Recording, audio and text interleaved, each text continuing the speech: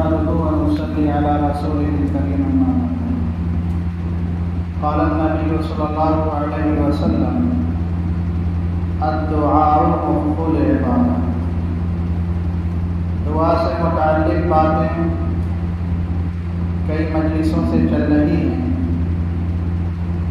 اس حدیث مبارک کا ترجمہ کیا ہے؟ نبی اکرم صلی اللہ علیہ وسلم نے ارشاد فرمایا تمام عبادتوں کا نچوڑ اور خلاصہ وہ دعا ہے. مخ کہتے ہیں مغز کو. تمام عبادتوں کا مغز جو ہے وہ دعا ہے. اگر بندہ عبادت کرنے کے بعد دعا نہیں کرتا ہے تو سمجھو کہ وہ بغیر نتیجے کے عبادت کی. ہم نے عبادت تو کی لیکن اس کو نتیجے کے بغیر چھوڑ دیا. اس کے مغز کو حاصل نہیں کیا, اس کے نچوڑ کو اور خلاصے کو حاصل نہیں کیا. ہر عبادت کے بعد ہمیں اس کا اہتمام کرنا چاہیے کہ ہم اللہ کے سامنے مانگیں اور عرض کریں کہ پیارے اللہ جن اعمال کی تو نے توفیق دی اپنی بارگاہ میں اسے قبول کر. یہ قبولیت کی دعا بہت مشکل. اللہ والے تو کچھ بھی کرنے کے بعد بڑا رویا کرتے ہیں. آپ خانہ کعبہ کی تعمیر کا مسئلہ دیکھیے. تعمیر کرنے والے ابراہیم خلیل اللہ ہیں, ان کے بیٹے اسماعیل خلیل اللہ ہیں, اور دونوں پیغمبر جس چیز کی تعمیر کر رہے ہیں وہ اللہ کا مقدس گھر ہے, اس کی قبولیت میں کوئی شک نہیں. پھر بھی کیا دعا مانگ رہے ہیں؟ ربنا تقبل منا انک انت السمیع العلیم. پیارے اللہ آپ نے قدرت دی تھی اینٹوں کے رکھنے کی, ہم نے اینٹیں رکھ دی ہیں, تیری عمارت کو کھڑا کر دیا ہے, اب قبول کرنا یہ تیرا کام. تو ہمیں اس بات کی کیا ہے فکر کرنی چاہیے.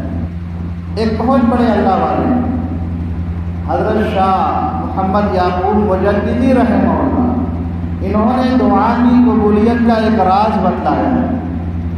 فرماتے ہیں کہ آج بندہ جو ناکام ہے اللہ سے مانگنے کے بعد بھی جو پیچھے رہ جاتا ہے اس کی وجہ یہ ہے کہ ہماری نگاہ مقصود پر ہوتی ہے, خالق پر نہیں.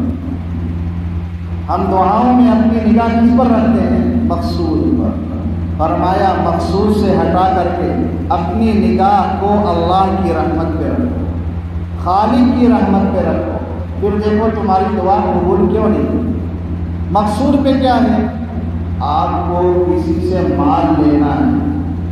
مثال سے سمجھیں, وہ بندہ بڑا ظالم ہے, جابر ہے, اس سے مال نکلوانا بڑا مشکل ہوتا ہے. لیکن جب آپ اللہ کے سامنے ہاتھ پھیلا رہے دعا کر رہے ہو تو دعا میں آپ کا دماغ اسی جابر کی طرف جا رہا ہے کہ وہ تو بڑا ظالم ہے, دے گا کیسے. جب ہمارا دماغ کیا ہے اس ظالم کی طرف جا رہا ہے تو خالق ہمیں دعا کو قبول کیسے کرے. ہمیں تو اس رب سے مانگنا ہے کہ پیارے اللہ وہ چاہے جابر ہے چاہے ظالم ہے, مجھے اس سے لینا دینا نہیں ہے, مجھے تو یہ مسئلہ حل کرانا ہے اور آپ ہی کر سکتے ہیں, لہذا آپ میرے مسئلے کو حل کریں.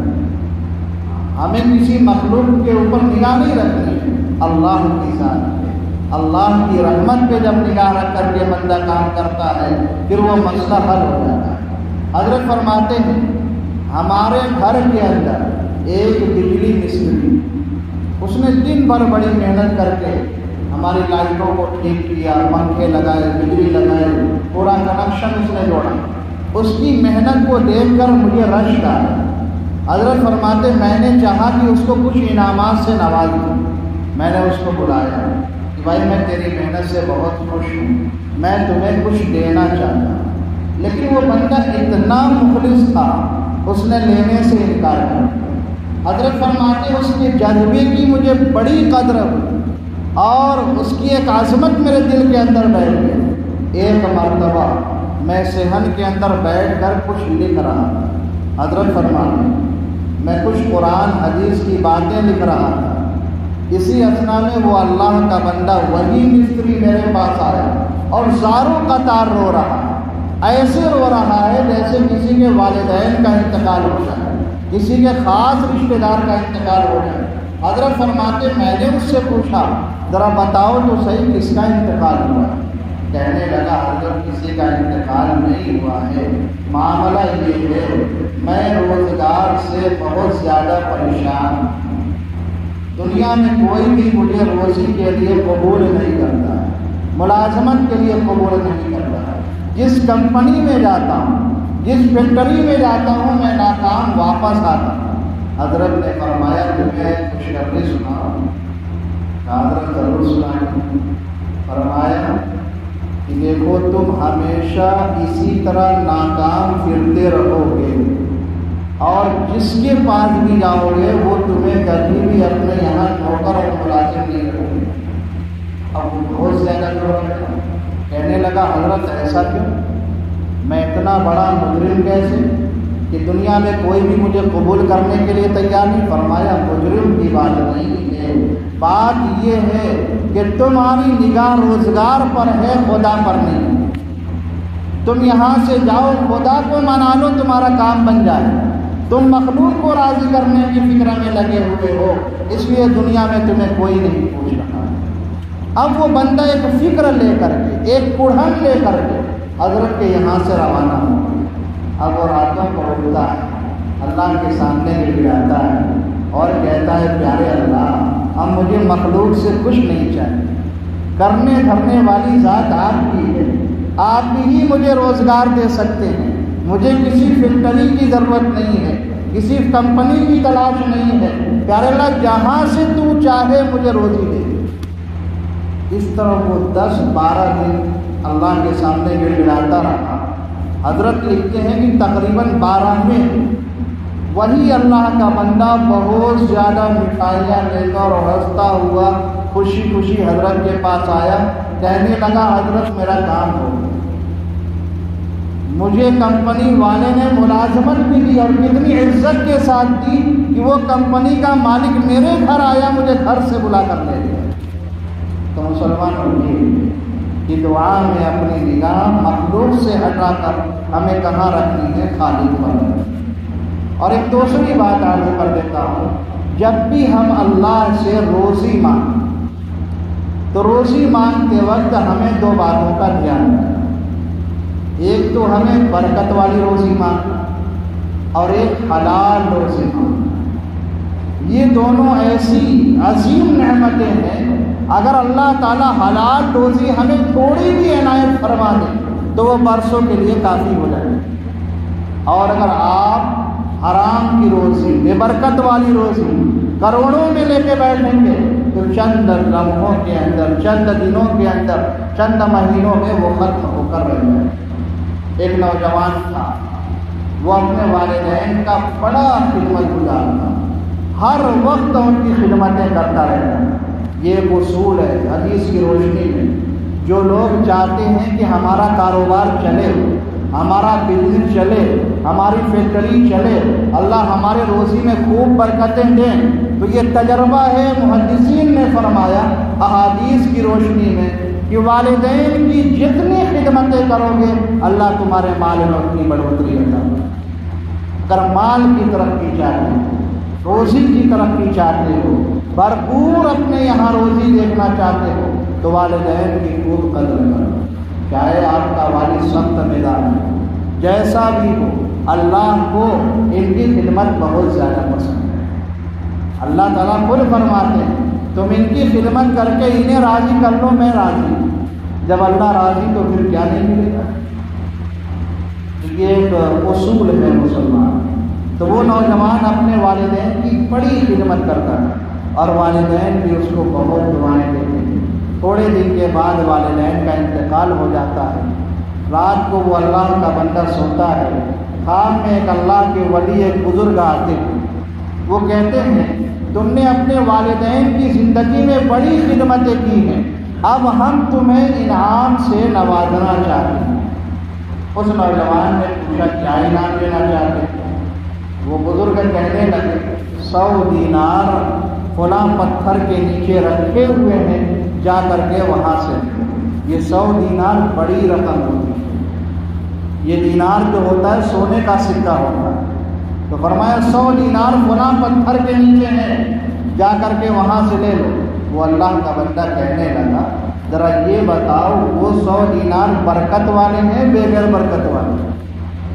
اللہ کے ولی نے فرمایا بغیر برکت والے۔ کہنے لگا مجھے ایسے دیناروں کی ضرورت نہیں۔ صبح ہوئی، بیوی کو خواب سنایا، بیوی نے کہا اللہ کے بندے تجھے لینا تھا نہیں لینا تھا وہ تو بعد کی چیز ہے، پتھر کے پاس جا کر دیکھتے تو صحیح 100 دینار کس قسم کا پڑا ہوا ہے۔ وہ نوجوان کہتا ہے مجھے اپنا ٹائم پاس نہیں کرنا ہے، جب مجھے لینا ہی نہیں تھا تو میں وہاں جا کر دیکھوں گا۔ دوسری رات کی مسلمان، دوسری رات وہی اللہ کے بندے خواب میں آتے ہیں، کہتے ہیں تم نے اپنے والدین کی بڑی خدمتیں کی ہیں، ہم تمہیں انعام دینا چاہتے ہیں، جاؤ اس پتھر کے پاس 10 دینار پڑے ہوئے ہیں۔ وہ اللہ کا بندہ کہتا ہے برکت والے ہیں بغیر برکت والے؟ پھر انہوں نے وہی بات کہی بغیر برکت والے، کہتا ہے مجھے نہیں چاہیے۔ اب صبح ہوئی، بیوی کہتی ہے اللہ کے بندے تو نے 100 دینار کو بھی ٹھکرایا اور یہ 10 دینار کو بھی ٹھکرایا، کم سے کم اس کو تو جا کر رکھ دیں، کیونکہ عورتیں بہت زیادہ کیا ہے لالچی ہوتی ہیں، اگر ان کا ایمان نہ بنایا جائے تو تھوڑے سودے میں بک جایا کرتی ہیں۔ اللہ ہماری ماں بہنوں کی دین و ایمان کی پوری حفاظت فرمائے۔ تیسری رات ہوگی، وہی اللہ کے ولی خواب میں آتے ہیں، کہتے ہم انعام کے طور پہ آپ کو 1 دینار دینا چاہتے ہیں۔ وہ اللہ کا بندہ کہتا ہے کیا وہ برکت والے ہیں؟ ہاں اس میں برکت ہے۔ وہ صبح کو اٹھتا ہے، جاتا ہے پتھر کے یہاں سے وہ دینار اٹھاتا ہے اور خوشی خوشی اپنے گھر کی طرف روانہ ہوتا ہے۔ درمیان میں اس کو خیال آیا کہ ذرا میں مارکیٹ میں جاؤں، بازار میں جاؤں، اس دینار کی ایک مچھلی خرید کر لے کر کے جاؤں تاکہ آج گھر کے اندر مچھلی کا کباب بنا جائے۔ وہ اللہ کا بندہ بازار جاتا ہے، مچھلی خریدتا ہے، بیگم صاحبہ کو لا کر کے دیتا ہے، آج اس کو کباب بنانا ہے۔ وہ بیگم صاحبہ پڑھتی ہیں بسم اللہ الرحمن الرحیم اور مچھلی کو لے کر کے اس کو پیٹ کو جب پاڑتی ہیں، اس کے پیٹ سے مسلمانوں ایک ہیرا نکلتا ہے۔ کیا نکلتا ہے؟ ہیرا۔ اور محدثین نے لکھا ہے وہ ہیرا اتنا قیمتی تھا جب اس کو بازار میں بیچا گیا ہے تو ان بندے کی پوری زندگی کا خرچہ پورا ہو گیا۔ تو مسلمان یہ ہے برکت والی روزی۔ تو ہم جب بھی اللہ سے مانگیں تو برکت والی روزی مانگیں، وہ برکت والی روزی تھوڑے پیسے میں ہمارا پورا کام ہو جائے گا انشاءاللہ۔ اور ایک تیسری بات آپ سے کر دیتا ہوں، ہمیں کبھی بھی اللہ سے اندھی دعا نہیں کرنی چاہیے۔ اپنے دماغ کو حاضر رکھ کر، سوچ کر، سمجھ کر ہمیں پیارے اللہ سے کیا مانگنا، اپنے مقصود کو بالکل سمجھ کر کے ہمیں اللہ سے مانگنا چاہیے۔ ایسا نہ ہو کہ ہم کچھ بھی مانگیں اور جب اللہ تعالیٰ ہمیں عطا کر دیں وہ زندگی کے لیے ہمارے لیے کیا ہے تباہی کا ذریعہ ہے۔ ایک بندہ میرے پاس تقریباً 7 سال پہلے کی بات ہے، 7-8 سال پہلے، کہنے لگا میں کچھ کہنا چاہتا ہوں۔ ٹھیک ہے، پہلے وہ چاروں طرف گھوم کر کے دیکھا کہ کوئی ہے تو، پھر اس نے مجھ سے کہا کہ حضرت مجھے ایک دعا کی درخواست کرنی ہے لیکن آپ برا تو نہیں مانو گے؟ میں کہا کیا برا ماننے کی بات ہے؟ کہنے لگا لیکن آپ کسی سے کہیے گا اور آج رات کو جب آپ دعا کریں گے تو میرے لیے ضرور دعا کریے گا لیکن میرا نام مت لیجیے۔ اتنی تاکید کے ساتھ سارے اصول مجھے سکھانا۔ تو کہنے لگا بات یہ ہے کہ ایک لڑکی کا میں دیوانہ ہو چکا ہوں، آپ بس اللہ سے یہ دعا کرتے ہیں کہ وہ مجھے مل جائے۔ میں نے اس اللہ کے بندے سے کہا چلو میں دعا تو کروں گا لیکن میں یہ کروں گا اللہ تجھے اس سے اچھی دے دے۔